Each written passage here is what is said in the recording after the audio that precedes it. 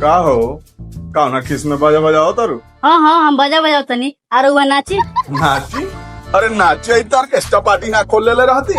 अरे बैठ के बाजा थोड़े बजाती। हाँ हाँ नाची नाची बहुत खुशी के बात बनू और बहन यानी कि हमार ननद मम्मी जी लोग फोन कर ले रही है काहे कि जमीन में हिस्सा चाहिए नू। अरे तो तोहर बीपी का हाई होता, मजाक भी तो हो सकता। मजाक ये मजाक मजाक के चक्कर में तो पिछले बार के आधा राशन लेके चल गेली रहुआ तो कोनो फुर्सत बा ना खाली दूसरा के द्वारी ना पत रहे के बा। अरे अब प्रेशर कुकर लेकिन प्रेशर मत बढ़ावा। देखो देख कुकर सीटी मारता, जा जाके जल्दी खाना लगावा, पहले ही से माथा दुखाता हमारा। हाँ हाँ अभी तक खाली माथे दुखाता असली जरूरत तो तब बुझाए जब ना किन से जमीन निकल जाये और कटोरा लेके रोड पर बैठे के पड़ी।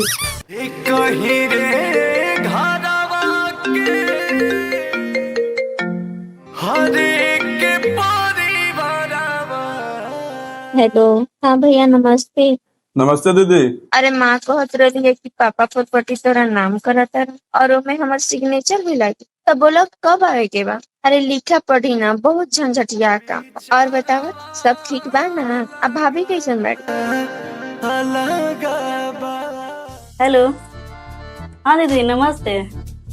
रहुआ आने ना रहुआ आवे नहीं तो बड़ा मन लागेला दीदी। अच्छा ये बताइए रहुआ कब आओ तनी? अच्छा ठीक बा ठीक बा।